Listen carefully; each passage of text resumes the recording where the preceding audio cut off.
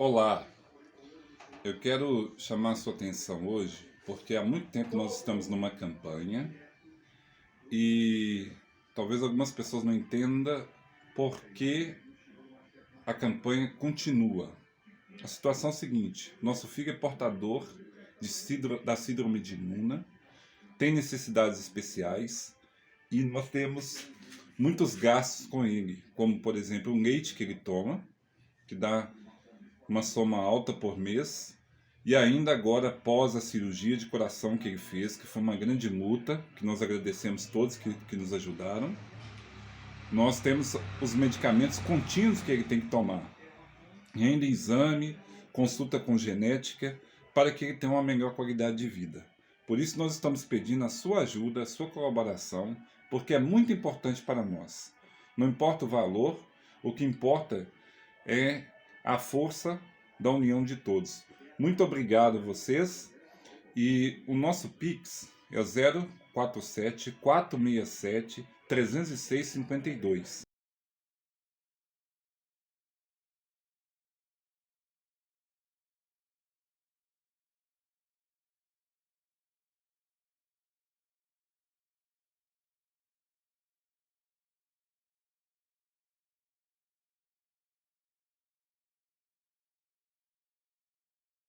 Ok, Roger, só ver meu sinal aí como está. Tá ótimo, tá tá bem? ótimo, tá ótimo, Tá bom? tá ótimo. Então, Shabbat Shalom a todos. Prazer a gente estar aqui novamente mais esse sábado para seguir este estudo. Não? Vamos, então, avante com o mesmo. Eu pensei que nós iríamos conseguir avançar bem mais do que eu consegui preparar hoje para vocês, mas, assim, como a gente estava querendo, nesse método de seguir o estudo no texto, não é?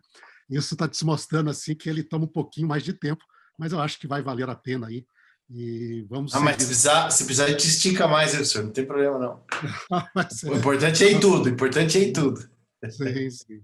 Mas então, vamos lá. Okay? Então, vamos à apresentação de hoje, então. Bom ver todos vocês aqui, nossos amigos aqui do Brasil, dos países aqui, nossos países irmãos vizinhos, do pessoal de fora aqui do Brasil, que Deus possa estar realmente com cada um de vocês, não é? E com seus familiares neste dia e a cada momento, né? Lembrando que ao estudarmos a profecia de Daniel, isso nos leva a esta ênfase que nós estudamos, foi o nosso segundo estudo, na soberania de Deus. Deus, ele está no controle da história. E uma das evidências disso é que ele descreve essa história para os seus profetas, não é? A fim de que nós possamos ter essa certeza e a se confiar neste Deus, em cujas mãos está a vida de cada ser humano. Lembra lá, Daniel falou isso para Nabucodonosor, falou isso para o Belsazar, a sua vida está nas mãos dele, meu amigo. Não é? É importante a gente reconhecer isso, e o estudo da história nos ajuda, da profecia, nos ajuda a reafirmar esta verdade bíblica da soberania de Deus e do seu interesse pelo cada ser humano e pelo seu povo, não é? Seu interesse por Israel, por todos aqueles que são parte, né, deste povo que crê e que conhece a palavra de Deus. Tá? Então vamos aí, vamos ao nosso estudo de hoje, continuação. Ok, estamos aí, creio que estão vendo aí, né, Roger? Já apareceu na tela. Compartilhamento aí, só amplia ele aí. Aí, ótimo, ótimo. Então, aqui na nossa sequência de estudo Daniel, nós voltamos a Daniel 7, Visões de Feras e do Juízo, segunda parte. Pensei que essa ia ser a última parte, mas parece que vai ser a penúltima parte. Mas vamos lá, vamos seguindo então. Então, lembrando então, essa visão de Daniel 7, Daniel, no seu sonho, viu o mar agitado, não é, pelos ventos dos céus, e deste mar agitado, em tormenta, surgem 4 animais ferozes, do grande mar. Não é? E aí vimos que o primeiro deles era como um leão, que tinha asas de águia. Okay? e já estudamos sobre isso e vimos esta identificação deste animal. O segundo era como urso, né? Levantado sobre um dos lados, tendo 3 costelas na boca, e que foi dada a ordem de levantar e comer muita carne. Hein? O terceiro era semelhante a um leopardo, que tinha nas costas 4 asas de ave e 4 também cabeças. E o último era um animal terrível, espantoso, sobremodo forte, com grandes dentes de ferro, que devorava, despedaçava, pisava, tudo que ele, além de devorar, o que sobrava, ele pisava. Né? E era diferente dos animais que apareceram antes deles e tinha 10 chifres. Né? E depois diz que, quando ele olhava, nos meios dos 10 chifres dele surgiu um outro pequeno, e quando ele surgiu, 3 foram arrancados, e nesse chifre havia olhos e como os de homem, uma boca que falava com insolência. Né? E na sequência da visão, ele continuou olhando, e aí a visão saiu do mar destes animais, se voltou para o céu, onde ele viu um ancião de dias se assentando sobre o seu trono, que era de chamas de fogo, diante dele fluía um rio de fogo, e havia milhões e milhões de seres celestiais, que nós normalmente chamamos de anjos, né, seres celestiais, que estavam ao redor dele, e assentou-se o tribunal, e daí abriram-se os livros. Há uma visão do juízo celestial, e ele, então, esse juízo estava dirigido contra esse chifre, que falava insolências, e contra o quarto animal de forma especial. O seu corpo, então, foi desfeito, entregue para ser queimado, e os outros animais também foram julgados neste contexto. E quando ele olhava nesse contexto, viu um semelhante a um filho do homem, que se dirigiu ao ancião de dias e dele recebeu o domínio, a glória, o reino, para reinar sobre todos os povos, e o seu reino seria sempre eterno. Não passaria, não seria jamais destruído. Nós, então, no nosso método de aqui, abordagem de estudo da Bíblia, estamos procurando interpretar esta visão à luz do texto bíblico e o que nós poderíamos encontrar aí de que o texto nos apontasse essa interpretação. Vimos, relembrando aqui, que existe um paralelismo entre Daniel 2 e Daniel 7, e esses paralelismos bíblicos, que estarão presentes também em Daniel 8 e nos demais capítulos de Daniel, nos ajudam a conhecer com mais detalhes a profecia. E vimos que eles têm conexões, o texto cria essas conexões, como nós vimos ali, por exemplo, o terceiro animal, a ênfase no domínio, ele recebe o domínio, não é?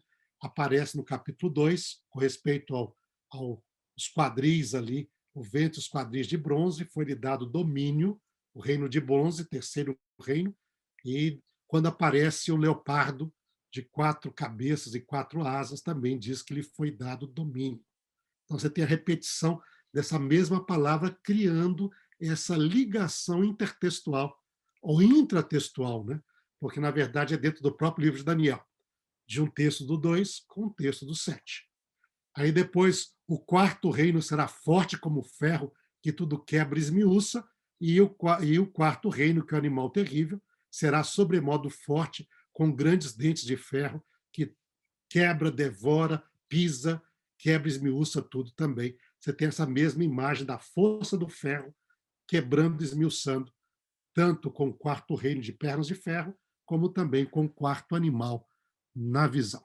E depois temos aí o paralelo ali de um reino dividido com os pés de ferro e barro, e nós vemos ali que os chifres diz que será uma divisão deste reino e o chifre pequeno também. Então nós tínhamos isso daí, e com as informações que nós conseguimos em Daniel 2, 7 e 8, nós conseguimos identificar os 3 primeiros reinos. O primeiro sendo Babilônia, a cabeça de ouro e o leão com asas de águia. Depois, o segundo reino, que é o peito de braço, os peitos e os braços de prata, então, que era o urso, e depois no capítulo 8 é apresentado como um carneiro, que tem um chifre maior do que o outro. Isso aí seria interpretado, indicado ali no capítulo 8 como sendo a Medopérsia.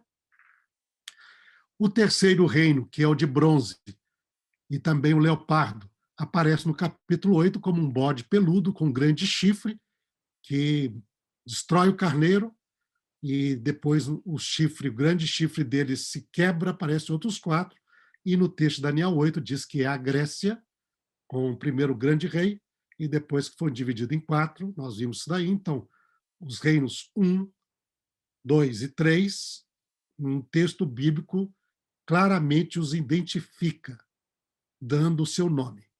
No entanto, vimos que ele não identifica o 4º reino e nem a divisão que viria depois dele e que pertenceria a este 4º reino, representado aí pelos pés de barro e ferro, representado no 4º animal pelos 10 chifres e o 11º chifre, o chifre pequeno. E no final, então, nós temos a descrição da pedra que vira montanha, que é representando o juízo de Deus e o reino de Deus, e aparece a cena do juízo de Deus e o reino de Deus ligados com o trono do ancião de dias, o julgamento e a vinda do Filho do Homem. Então, foi até aí onde nós chegamos no nosso estudo. Vamos avançar um pouco mais. Vamos aqui para o 4º animal e os seus chifres, não é? E lembrando que este foi o foco do interesse especial de Daniel. Então, quando se vê lá, você gasta pouco tempo com os 3 primeiros e muito tempo, muito espaço no texto ligado a esse 4º animal, os 10 chifres e, sobretudo, o chifre pequeno que aparece depois. Isto aí é o foco principal da preocupação dele. Nós vemos isso no texto. Daniel, depois de receber a informação de que que eles eram 4 reinos que se levantariam da terra, mas depois seria estabelecido o juízo e os santos receberiam o reino, então disse o texto bíblico que então tive desejo de conhecer a verdade a respeito do 4º animal, que era diferente de todos os outros, muito terrível, cujos dentes eram de ferro, cujas unhas eram de bronze, que devorava, fazia em pedaços e pisava aos pés o que sobejava. Não é? E também a respeito dos 10 chifres que tinha na cabeça, e do outro que subiu, diante do qual caíram 3, daquele chifre que tinha olhos e uma boca, que falava com insolências e parecia mais robusto do que os seus companheiros. Okay? Lembrando que nós mencionamos ali, não é? O texto de Daniel mesmo apresenta o chifre somente com olhos e boca, não fala de nariz. Mas o nosso artista aqui, ele colocou o nariz aí para formar um rostinho de maneira mais clara, né? Mas o texto em si fala de olhos e boca somente. Tá? Então, Daniel queria saber o que é este 4º animal, o que são esses 10 chifres, o que é esse chifre pequeno que falava com insolência e surgiu depois dos outros, mas se tornou mais forte, mais robusto do que os seus companheiros. Então, este é o foco agora do nosso estudo de hoje. O que é este 4º animal? O que são os seus chifres? Como interpretá-los? Então, este é o nosso estudo. Então, vamos lá. Então, vamos primeiro a focar no que o texto diz. Primeiro ponto, já que o texto, diferente dos outros, não nos dá o nome, nós temos de olhar para as características deste reino para tentar, então, compreender o que ele representou através da história. E vemos que nós temos de olhar para a história, porque os primeiros reinos foram focados na história. Babilônia, Medopérsia, Grécia. Então, nós temos o foco na história para o cumprimento dessa profecia. Então, primeiro ponto. O que é este 4º animal? Então, primeiro, nos diz o texto, é um 4º reino. Diz lá em Daniel, capítulo 7, verso 23, quando o ser angélico vai começar a interpretar,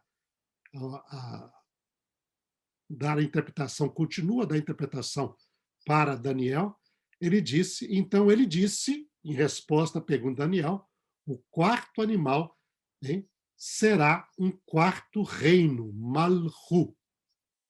na terra. Então, primeiro nós temos de focar aqui, o texto diz que será um reino.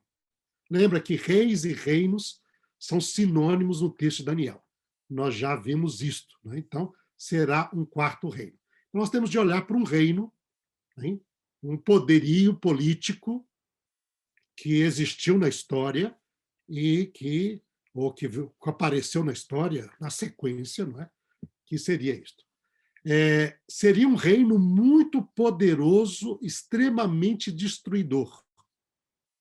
Veja que o texto bíblico dá uma ênfase no poder, na força deste reino. Lá no capítulo 2, quando fala das pernas de ferro, diz que o quarto reino será forte. Hein? Como Malhu é feminino em aramaico, então Taquifá. Taquif, hein? Taquifá, será forte. Hein? Como ferro. Então, será muito forte. Forte como ferro, pois o ferro a tudo quebra e esmiuça. Como o ferro quebra todas as coisas, assim ele fará em pedaços e esmiuçará. Então, ele é um reino muito forte. A mesma ideia aparece nos demais textos quando falam deste quarto reino. No capítulo 7, ao descrever o animal, no verso 7, Daniel escreve assim: o quarto animal é terrível, espantoso e sobremodo forte, taquifá e atirá. Então, muito forte, atir, hein? Muito forte, hein? Taquifá e atirá. Hein? Então, você tem um animal que é extremamente forte, poderoso, o qual tinha grandes dentes de ferro, ele devorava, fazia em pedaços e pisava o que subejava. Hein? Opa, aqui entrou, desculpa um pouquinho aqui, apareceu uma coisa que não deveria ter aparecido aqui. Só um momento. Tinha tirado isso daqui do negócio.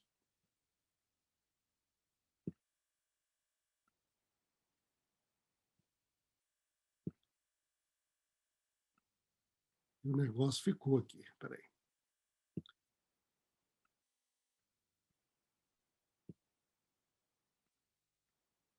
O pior é que ele apareceu várias vezes. Então, não são, já são... Pronto. Ai, ai. Imagina ali. Eu tive de tirar 5 vezes essa imagem. Hein? Você foi para tirar um pedacinho das pernas lá e o negócio ficou atrás ali, a imagem. Então, vamos voltar aqui. Então, voltando à nossa apresentação. Então, ele não compartilhou a tela aqui, professor. Sim, só vou compartilhar aqui. Obrigado aqui, Roger. Eu tirei para poder fazer o meu editing aqui. Foi. Só acho que ampliar ela. Aí. Pronto. Então, paramos aqui. É usado para ele. Então, nós temos, é um reino muito poderoso, extremamente forte, no seu poder de destruição. E é usada essa imagem do ferro, tanto para as pernas como para os seus dentes. E o seu poder de destruir, quebrar, despedaçar, pisar o que sobrava, não é? Então, esta é a ideia. Terceiro, será um reino diferente dos outros, bem mais terrível e violento. Isso aparece bem no texto. Como o ferro quebra todas as coisas, assim lhe fará em pedaço e esmiuçará. Falando das pernas de ferro, lá no capítulo 2, verso 40. O quarto animal será terrível e espantoso, ele devorava, fazia em pedaços e pisava aos pés o que sobejava. Era diferente, Mexaniá. Então, nós temos ali, ele era diferente de todos os animais que apareceram antes dele. Então, um reino único, diferente, e mais poderoso e mais violento dos que os antecessores. Então, continua o texto lá no verso 19, diz, quando ele pergunta, né? Então tive o desejo de conhecer a verdade do quarto animal, que era diferente, Xaneiá, né? Então, ele era diferente de todos os outros, muito terrível. Ele devorava, então era extremamente violento. Verso 19. Hein? Na explicação angélica, ou celestial ali, o ser celestial, ele diz: o quarto reino animal será um quarto reino na terra, o qual será diferente. E aí você bota na forma do incompleto aqui, né? Tishne. Ele será diferente de todos os reinos e devorará toda a terra e a pisará aos pés e a fará em pedaços. Então, ele é altamente destruidor, este animal, bem mais violento e terrível que qualquer outro reino anterior a ele. Hein? Então, que reino é esse? Esse quarto animal. Que reino é este? Então, quando nós olhamos aqui, nós vemos alguns aspectos que nós temos de considerar, tomar em consideração. Primeiro, ele surge depois do terceiro reino, que nós já estudamos, era a Grécia, segundo o paralelismo dos capítulos 2, 7 e 8. Então, ele surge depois da Grécia, ele é mais forte e terrível dos que os reinos que o precederam, e os reinos que o precederam no paralelismo que nós estudamos era a Babilônia, Medopérsia e Grécia. Então, ele era mais forte e terrível que estes outros. Ele era diferente, muito mais violento. Ele devora toda a terra e despedaça tudo que encontra pela frente. Então, aí está esta realidade deste reino. São aspectos fundamentais para a sua identificação. Quando nós olhamos a tentativa de como o texto bíblico não dá o nome deste reino, então existem propostas de interpretação. E nós temos diferentes propostas que sempre ocorrem entre aqueles que interpretam ou trabalham neste texto. Quando nós olhamos, por exemplo, na proposta muito comum no meio acadêmico, entre vários intérpretes bíblicos, né? Nós temos ali que consideram que Daniel não é verdadeira profecia, esse foi o nosso primeiro estudo, né? Mas seria uma vaccina ex evento, seria algo que foi escrito depois, no período dos Macabeus, recontando a história como se fosse profecia. Estes autores, eu tenho aqui, então, 3 autores aqui como representantes. O Golding Gay, que escreveu o comentário de Daniel para uma famosa série bíblica, que é o World Biblical Commentary. Né? Então, nessas páginas ele trabalha sobre isso, dedica aí 20 páginas para estudar sobre o tema de Daniel 7, o quarto reino. Okay? Hartman e Dilela, esses autores, agora estou referindo-se aqui ao comentário deles também numa outra importante série, comentário bíblico, que é a série do Anchor Bible, e agora, nessa data, 2005, é a Anchor Yale Bible, numa reedição desta obra pela Universidade de Yale, e aí dedica ali 4 páginas a isto. Okay? E o Nilson, que é um comentário mais recente, 2014, na série Old Testament Library, sobre o livro Daniel. Todos estão aqui bem referendados no final deste estudo, na bibliografia, páginas 224. Ele sugere que o quarto reino é o Império Grego. Os 10 chifres são reis Seleucidas que precederam o antigo quarto Epifânio, aquele rei Seleucida, rei grego, que, no período dos Macabeus, quer extinguir o judaísmo, vai contaminar o templo, proibir o judaísmo, executar aqueles que queriam ser fiéis à fé de Israel, não é? E contra quem se levanta, então, a revolta dos Macabeus. Hein? O chifre pequeno, que vai surgir depois, o 11º, que tem bocas e olhos como o homem, é o próprio antigo quarto Epifânio, que se levanta contra Deus, não é? E os 4 animais para estes. Então, os 4 animais são Babilônia, para eles, Média, Pérsia e Grécia, seria o quarto. Esta é a proposta que eles fazem, uma proposta muito comum no meio acadêmico. Tá? Roger, tudo bem aí? Eu vi que parou um pouco o registro aqui. Estão seguindo bem? Não, está seguindo bem aqui, está indo, está indo. Ok, tá bom. Daí, bom, vamos lá. Vamos fazer uma avaliação dessas propostas. Quando nós olhamos essas propostas, como considerá-las? Tá? Primeira coisa, então. Pelo paralelismo entre Daniel 2, 7, 8, o terceiro reino, ventre de prata, leopardo de 4 cabeças e 4 asas, bode peludo, com um grande chifre que se quebra e surge os 4 chifres do seu lugar, é a Grécia, não a Pérsia. Isso aparece lá, bem claro, em Daniel 8, versos 21 a 22, que diz: mas o bode peludo é o rei da Grécia, o chifre grande entre os olhos é o primeiro rei, o tecido quebrado, levantando-se 4 no lugar dele, significa que 4 reinos se levantarão deste povo, mas não com força igual a que ele tinha. Hein?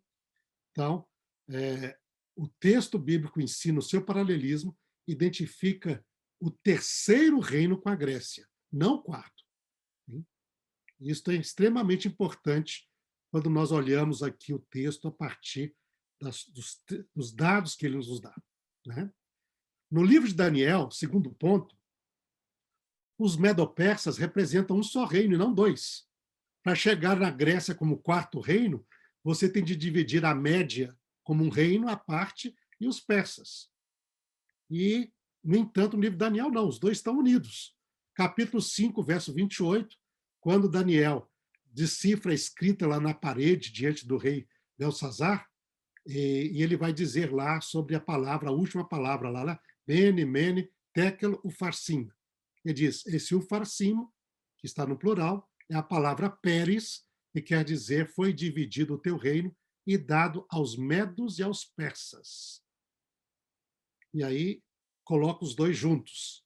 Depois, no capítulo 8, verso 20, diz, aquele carneiro com 2 chifres que viste são os reis da Média e da Pérsia. É um reino só, representado pelo animal, o carneiro. Hein? E é interessante esse dado em Daniel, porque ele corresponde bem à história.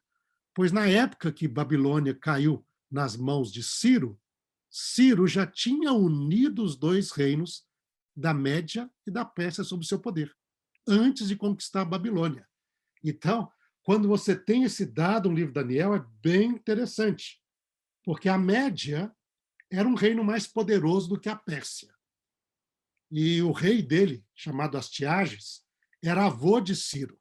Mas Ciro se rebelou contra o seu avô, que era o pai da sua mãe, era um avô materno, e ele vai dominar e tomar o poderio da Média, mas ele vai unir os 2 reinos, como sendo o reino da Média e da Pérsia, e esta situação histórica aparece no livro de Daniel. Então, não há como nós aqui dividirmos, porque quem controla e conquista a Babilônia é Ciro. Então, o reino já é o reino unido, não o reino dividido. Portanto, esse dado bíblico novamente mostra aí a precisão dos detalhes históricos com que a profecia de Daniel trabalha. E aí, eu coloquei aqui uma referência no material, vocês podem acessar aí online, não é? Gratuito, este artigo da Enciclopédia Britânica sobre Ciro o Grande. E aí vem bastante detalhes sobre a vida de Ciro. Tá? E mostra esta realidade histórica que corresponde ao dado do textual bíblico da unidade destes 2 reinos. Hein? Terceiro ponto aqui, com respeito à proposta de quarto animal, seria a Grécia. Olha, parece difícil porque na descrição do quarto animal como terrível, violento, consumindo e despedaçando tudo, não corresponde à Grécia nem ao reino Seleucida em si, mesmo do antigo quarto Epifânio. Por quê? Porque primeiro Alexandre, o Grande, foi um grande conquistador, mas ele não foi, em nenhum momento da história ali, demonstrou que ele foi um violento destruidor dos judeus e também não destruiu muitos dos povos com que ele conquistou. Muitos povos se entregaram a ele abertamente e ele nunca os destruiu. Outros que se opuseram, ele lutou, teve guerra, mas ele não teve essa atitude de destruição violenta dos povos. Antes, preferia, se possível, tratar isso de maneira mais pacífica, e que foi o que aconteceu na história ligado aos judeus. E vocês podem ver aí 2 artigos que também estão ali, um da própria britânica, que é este Walbank, Alexander the Great, e o outro é da Enciclopédia Judaica, com Shalit, tratando também de Alexandre o Grande, ali nas páginas 625, 626, onde ele traz ali detalhes sobre esse relacionamento, segundo a tradição judaica, né, de Alexandre o Grande e os judeus. Seja isso em Joséfos ou em outras fontes históricas que relatam a visão de Alexandre não é do animal terrível, violento, destruidor, mas, aliás, é bem empática e bem simpática ao grande Alexandre. Hein? Quarto, na sequência, o próprio Antíoco IV Epifânio foi um terrível governante, o pior dos helênicos com respeito aos judeus. Perseguiu os judeus, que desejavam se manter fiéis à fé de Israel, que não queriam assumir uma identidade helênica, a cultura helênica, e criticava até a religião helênica. Não é? Mas, no final, apesar de contaminar o templo, apesar de perseguir pessoas e mandar executar, ele foi derrotado pelos macabeus e pelo exército judeu. No final, ele não consegue destruir e devorar a terra, como diz o texto de Daniel. Ele, na verdade, foi derrotado, ele foi banido, ele se tornou um rei fraco no final, porque a pequena província da Judéia, tão impotente diante do grande império helênico, acabou vencendo esse império helênico e derrotando esse império helênico. Então, ele não tem essa figura de um poder assim tão terrível na história quanto aparece ali nos dados do livro de Daniel. Okay? Quarto elemento, então, os 10 reinos do quarto animal não representam o que aconteceu com a Grécia. Esse é um outro ponto a ser considerado. Primeiro, porque o reino de Alexandre o Grande se dividiu entre 4 dos seus generais. Tinha vários generais, mas 4 acabaram tendo vitória para repartir o reino dele, que são os chamados Didarroi, ou os Didaqui, tá? Os seus sucessores, onde nós temos Cassandro tomando o poderio sobre a Macedônia e a Grécia, Lisímaco tomando a Trácia e a Ásia Menor. Então, você tinha hoje, principalmente aquilo que corresponde à Turquia hoje, não é? E partes ali do norte da Grécia também, do norte da Macedônia. Depois temos Seleuco, que seria o antepassado de Antíoco, né, quarto Epifânio, né, que vai estabelecer a dinastia Seleucida, que vai tornar o norte da Síria, Mesopotâmia, a parte oriental do Império de Alexandre, e Ptolomeu, que vai, então, tomar o poder sobre o Egito, a Judéia, e depois do Egito, a Judéia, até o sul da Síria.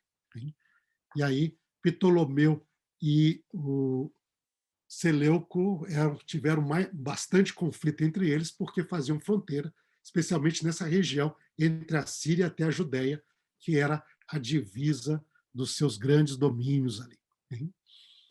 Então, ele se divide em 4, não são 10.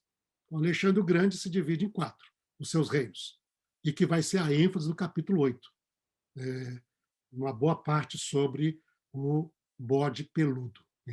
Essas 4 cabeças, 4 chifres, a divisão do reino do grande chifre que era Alexandre o Grande, do terceiro animal, e o do bode peludo do capítulo 8.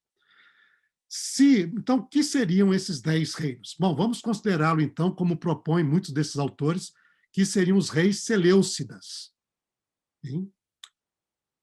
Bom, mesmo se considerar assim, os reis seleucidas até Antíoco IV Epifânio, a partir de Seleuco, contando Seleuco, e todos aqueles que tiveram ainda que por pouco tempo sob o trono, seriam 8, não 10.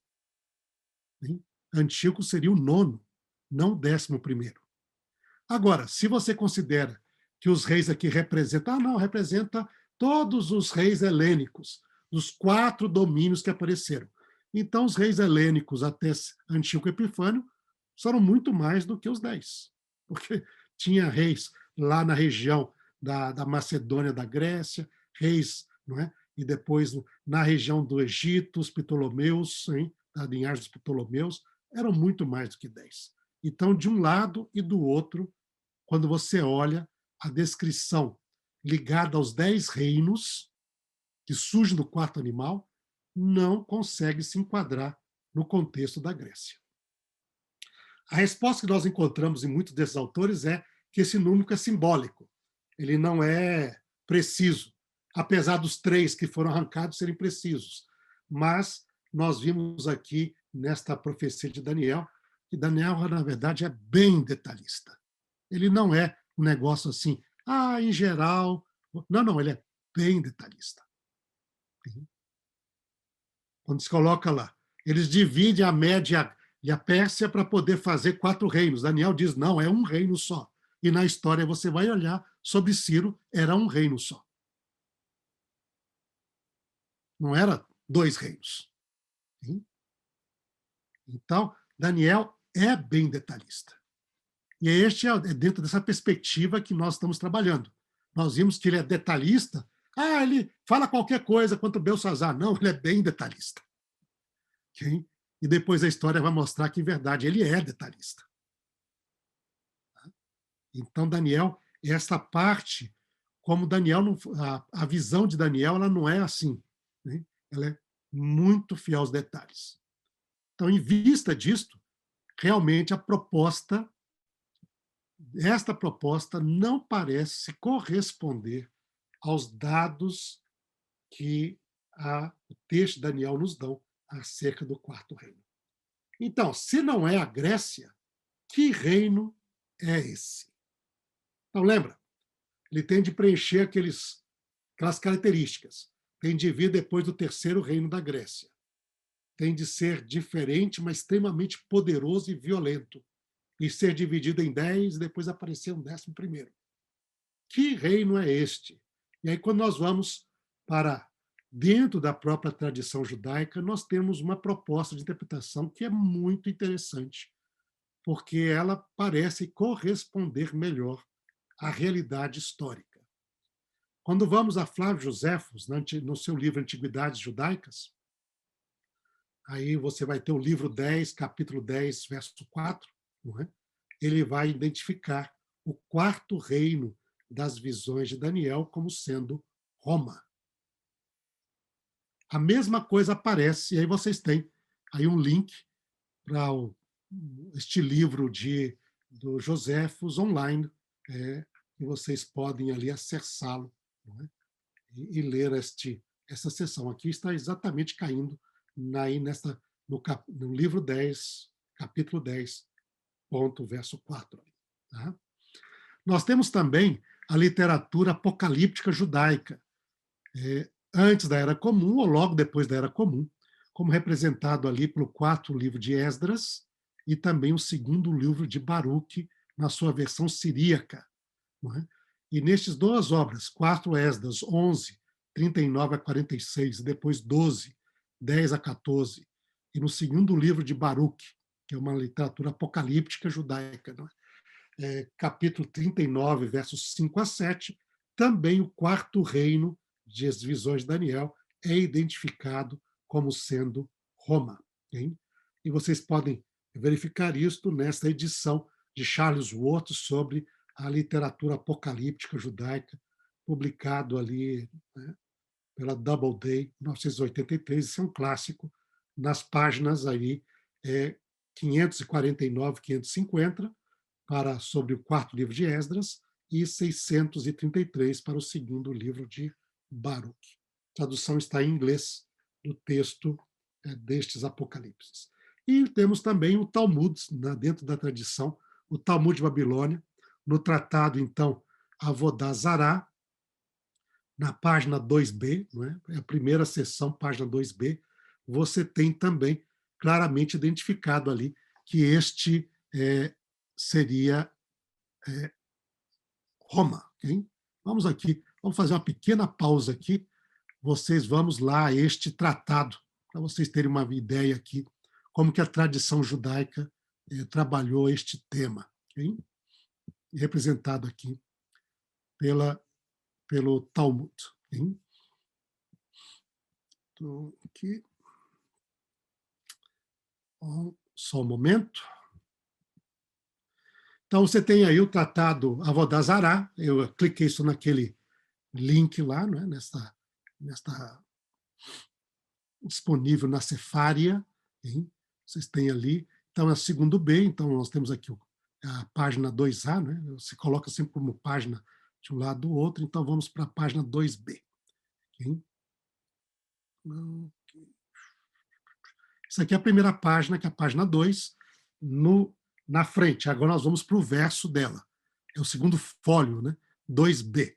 E aí você tem aí trabalhando sobre isto. Então diz, os seus especialistas, os seus scholars ali, os seus acadêmicos declararam, deixa os povos Leumim ser reunidos. Isaías 43:9. O termo Leon significa nada mais do que um reino. E ao ser declarado, e o reino, né, e que um reino, o Leom, será mais forte do que outro reino, Mileom, Gênesis 25:23.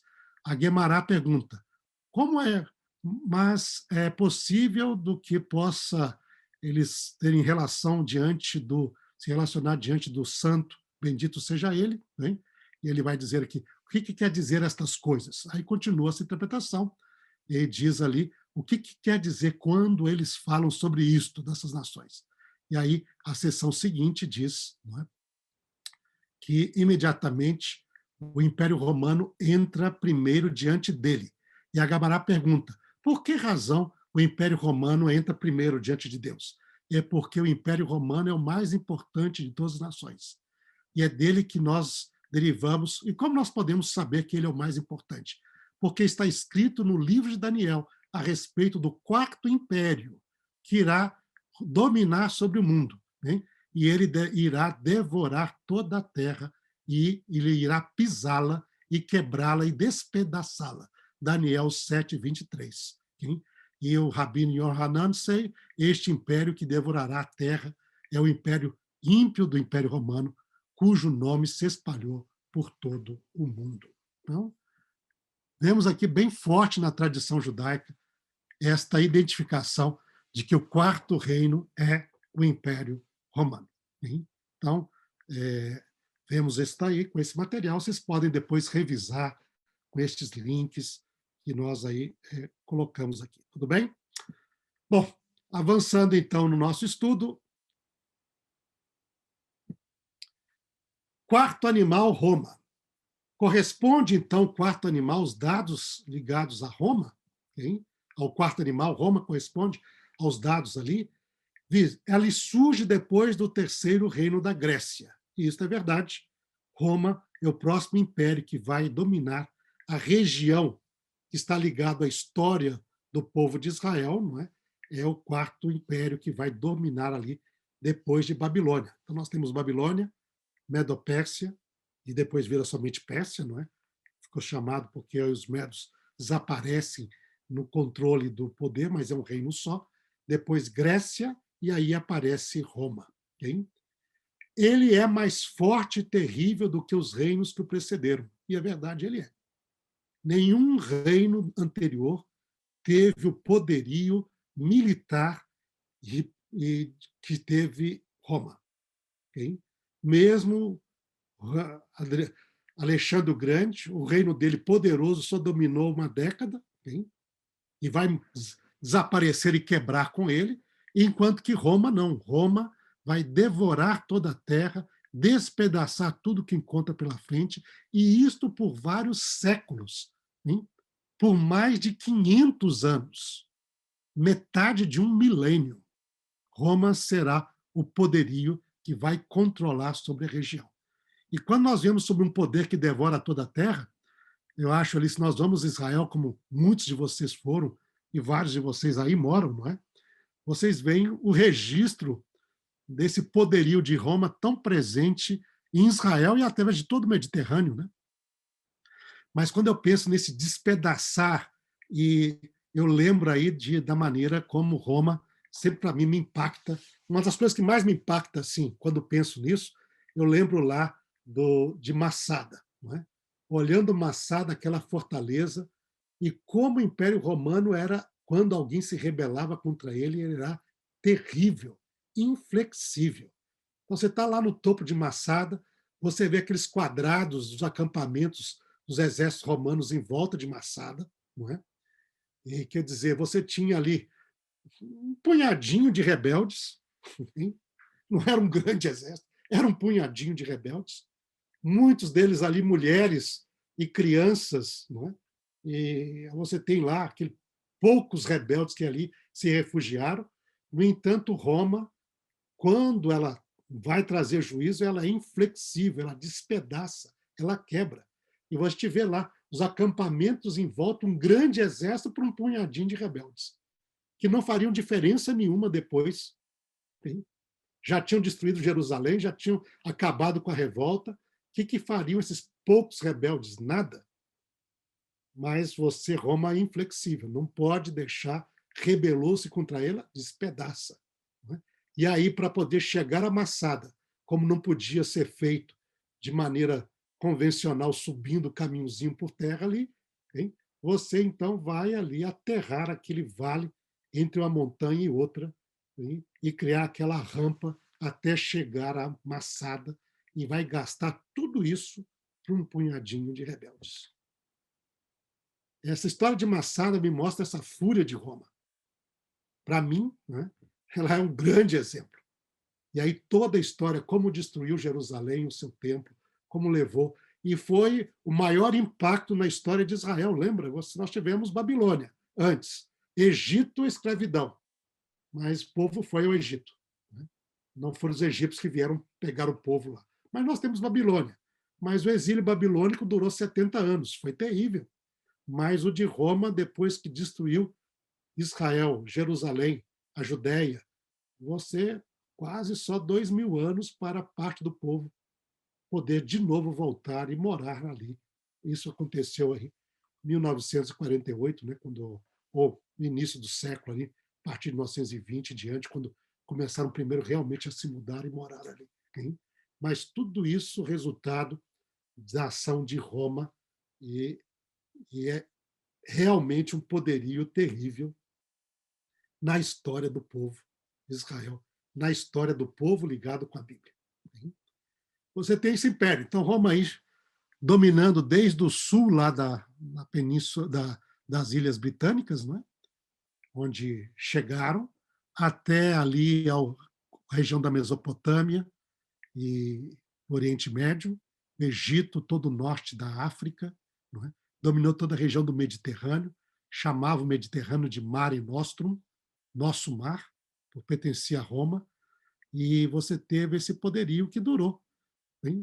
Se você vai contar desde o momento que eles invadiram a Macedônia e dominaram a Macedônia, lembrando que antes disso já tinham dominado a parte do norte da África, etc., não é?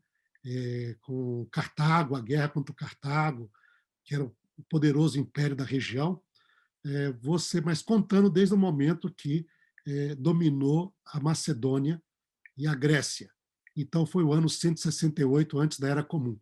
Até o momento que vai terminar o poderio do Império Romano Ocidental, em 476, nós temos aí mais de 600 anos.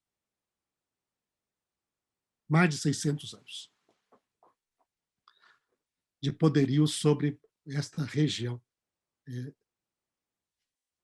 ligada ao Mediterrâneo, aos arredores do Mediterrâneo. Okay? E, evidentemente, o Império Romano Oriental vai durar até 1400, né? Então, vai durar ainda mais outros 1000 anos, hein? Até que os turco-otomanos ali vão tomar a cidade ali de Constantinopla, não é? E, por fim, ao Império Bizantino. Quarto animal, corresponde aos dados do texto? Veja que o Império Romano Ocidental, a parte clássica do Império, com a capital Roma, chega a seu fim em 476, tendo sido invadido e dominado por tribos bárbaras germânicas. E o resultado dessa invasão foi a divisão deste império entre 10 reinos bárbaros. 10 reinos. A lista, uma lista bem representativa, nós vemos aí, seria a seguinte: os ostrogodos dominando o norte da Itália, os visigodos a Espanha, o sudoeste da França, os francos, o norte da França, os vândalos, Espanha e norte da África, parte da Espanha, norte da África, okay?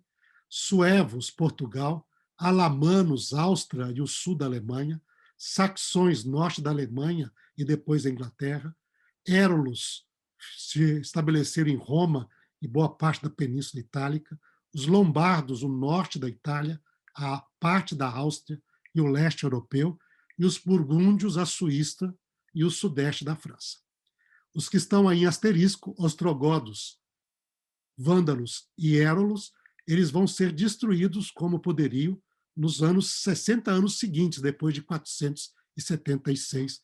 E este é um dado importante, porque vai ser dentro de disputa política muito ligada àquilo que seria o chifre pequeno que surge neste momento também, hein? Ou logo depois deste momento. Nós vamos aí abordar isso também.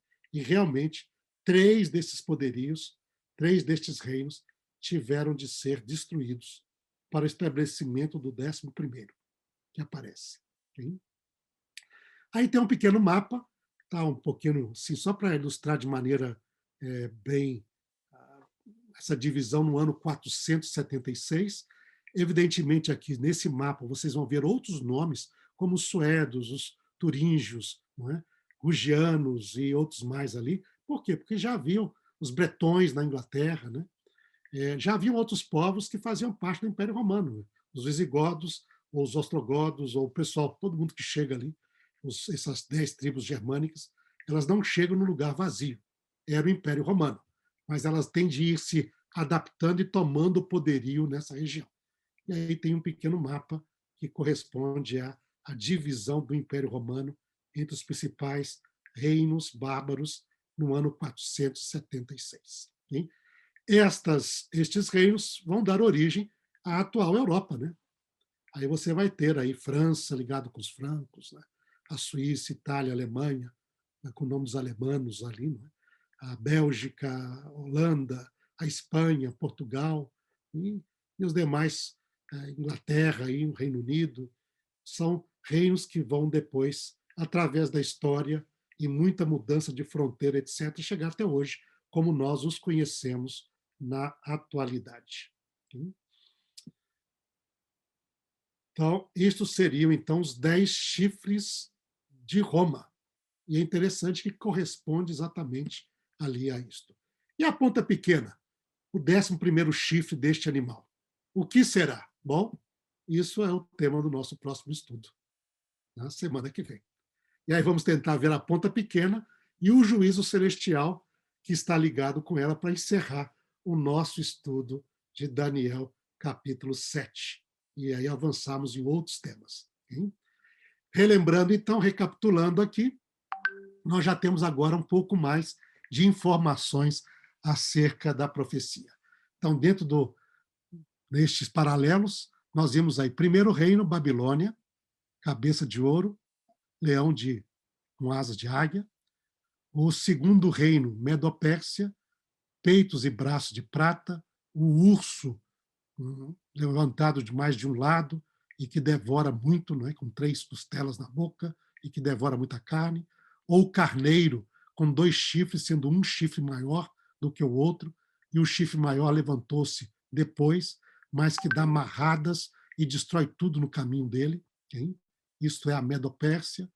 Depois nós temos, então, o terceiro reino, que é o ventre e os quadris de prata, de bronze, desculpa, ventre e quadris de bronze, que seria o leopardo de 4 cabeças e 4 asas, representando ali a divisão do Império Grego em 4, e a rapidez com que ele corre, com as 4 asas, e sendo já um leopardo, que é representado pelo bode peludo de Daniel 8, que é a Grécia, e o quarto reino, então, pernas de ferro, corresponde ao animal com dentes de ferro e unhas de bronze, com 10 chifres, e que despedaça e destrói tudo, Roma, e a sua divisão, hein? Aí nós vamos ter pés, já uma parte já foi dada a resposta. Pés de ferro e barro é um reino dividido, e nós vemos a divisão do Império Romano em 10 reinos germânicos que vão dar origem à atual Europa, não é? E depois disso, então, vai surgir o chifre pequeno, que é objeto do nosso estudo, juntamente com as cenas de juízo da Pedra Montanha, do Ancião de Dias, seu trono, seu julgamento, e aquele que é semelhante ao Filho do Homem, que chega para receber o reino. Okay? Então, aqui chegamos, e por aqui hoje paramos. Tá? Mauro, você tem pergunta aí? Para perguntas, se tem perguntas. Eu te mandei 2 no WhatsApp aí, professor, que mandaram aqui. Eu mandei para o senhor aí no WhatsApp. Pode ser. Peraí, eu tenho de ver meu WhatsApp aqui. Deixa eu lembrar aqui. Então, aqui. Ok. Deixa eu acessar.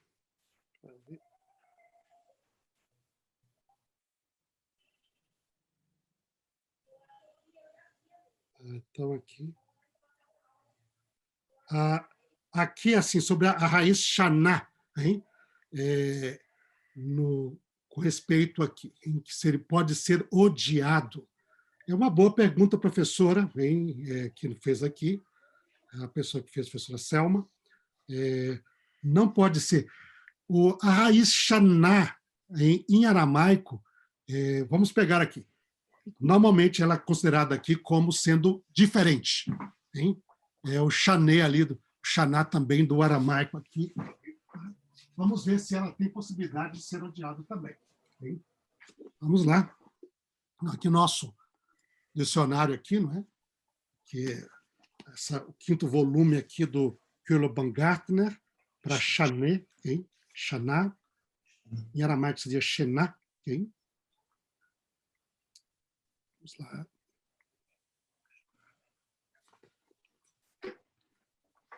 E nós temos tanta diferença ali com o Re no final, como também o Aleph. Tá? Eu acho que de odiado é Shnu, não é? Tá? Então, aqui. Vamos colocar aqui. Verbo Shená, no aramaico, ou Shaná, né? Você, então, teria aqui as raízes dele. Então, no Peal, seria aqui a forma Shaná, é ser diferente, mudar. Okay? No Pael, aqui é outra forma, que seria o correspondente ao Piel do hebraico, é mudar coração ou violar uma ordem. Okay? Mudar uma ordem. E depois nós temos aqui, foi mudado, alterado no Rafael, que seria o refil. Daí nós temos aqui também outras possibilidades, vamos ver, aqui já não é o substantivo, e também, como verbo, nós temos Shená 2, que seria também um substantivo, só como verbo realmente no aramaico bíblico aparece só, aí no caso, o verbo como mudar, professora. Okay? Então, seria como um homônimo homógrafo do hebraico, mas que nem o português e espanhol, né? Tem a mesma forma ali, mas o sentido ali não corresponde ao mesmo shanak que nós teríamos de odiar. Aqui seria realmente o verbo mudança, o diferente, ser diferente. Tá? Então, aqui seria esta a primeira resposta. Espero que ficou claro a parte, professora. Okay? Tá? Ok. Vamos, próxima pergunta. A outra, professor, ela foi feita 2 vezes aqui. Na verdade é o seguinte, por que ele usa esses símbolos, como o da estátua e mais dos animais, e por que ele não foi direto falando dos reinos? Por que ele usa isso? Será que isso não confundiria? Uma coisa assim. Sim. Uma característica importante, aí nós entramos na característica da profecia, no tipo aqui, profecia chamada apocalíptica. Né? A profecia apocalíptica, ela ocorre no momento em que o povo de Deus, Israel, estava no exílio. E a mesma coisa vai aparecer através de toda a literatura apocalíptica, né? Bíblica e não bíblica. Uma das maneiras ali, você vai falar do seu opressor. Lembra aí que você está no opressor. Babilônia é opressor, Medopérsia é opressor também. Mas se você fala de maneira direta, você está debaixo do poderio desses poderes. Okay? Mesma coisa acontece lá. Então você usa uma simbologia muito grande para que quem entenda, quem lê o texto, estuda, entende. Mas para fora, o pessoal de fora, quando lê, fica, o que é isso aqui? Não entende nada. Tá? Então, essa é uma maneira de proteção também. O simbolismo apocalíptico, em vez de falar... quando você chega na profecia clássica, quando você está em Israel, Isaías vai falar, Jeremias vai falar sobre... eu usar uma metáfora, às vezes, que nem a águia, que nem o leão, mas eles vão falar, Babilônia vai vir, o rei de Babilônia. Por quê? Porque estão pregando para o próprio povo. Não estão escrevendo no contexto de opressão do inimigo. Ainda estão por vir. Né? E, apesar disso, já sofreram bastante. Jeremias vê quanto que ele sofreu. Hein? Só para dizer, olha, você está enfraquecendo nossas mãos aqui. Está falando que Babilônia vai vencer, aí o pessoal que tinha acreditado em você não vai querer nem lutar. Então, você é um traidor. Aí, vamos matar você. Então, isso daí nós vemos lá bem claro no livro de Jeremias, por exemplo. Mas, em Babilônia, quando você tem Daniel, ele inaugura, se nós damos Daniel no 6º século, e até o 5º século, não é? Desculpa, 7º para 6º, 6º século principalmente, né? Que ele começou em 605, você está sob o poderio de Babilônia e você transmite a mensagem de maneira codificada, através desse autossimbolismo, a fim de que quem estuda o texto entende. Quem não estuda, aí, meu amigo, é uma maneira de proteger o povo também, que está sob um poderio estrangeiro e um poderio opressor. Tá? Então, espero que tenha respondido. Isso é típico da profecia apocalíptica. Tá? Professor, quando o senhor estava falando, chegou uma outra questão aqui. Qual que é a diferença dessa profecia clássica e apocalíptica, como o senhor está falando? E por que o livro de Daniel não é classificado como clássica? Ok? Então, aqui, bom, aí nós temos várias diferenças. Tudo é profecia, evidentemente, ali, não é? Evidentemente que quando analisamos a profecia, nós colocamos essas classificações observando as suas características. Tá? Então, elas têm características próprias. A palavra profecia apocalíptica, ela se tornou um padrão no meio acadêmico a partir do livro do Apocalipse. Okay? Então, você tem no Novo Testamento o livro do Apocalipse, não é? Que vem da palavra grega apocalipsos, não é? Que é revelação. Mas, a partir disso, toda uma literatura ligada à cultura judaica, que você tem, é analisada porque ela continua mesmos tipos de características. E nós temos esse tipo de profecia na Bíblia, especialmente o Daniel, na Bíblia hebraica, que seria a mais antiga, e que, a partir dela, deu origem a todo outro tipo de profecias semelhantes, como o livro de Enoque, Baruque, Esdras, o quarto Esdras, etc. Mas o que você vê nessa profecia? Você vê características bem interessantes que são contrastantes com a profecia clássica. Na profecia clássica, geralmente a revelação divina vem diretamente ao profeta Adonai, Hashem, que fala. E você tem a expressão muito comum, Vaiomer Adonai, Vaidaber Adonai. E o padrão dela, geralmente, é o ligado com Moisés. O primeiro que aparece essas formas ali está ligado com Moisés. Tá? Deus aparece, Deus fala. E ele fala na primeira pessoa, eu, Senhor, hein? Tirei vocês da terra do Egito, etc. Tal.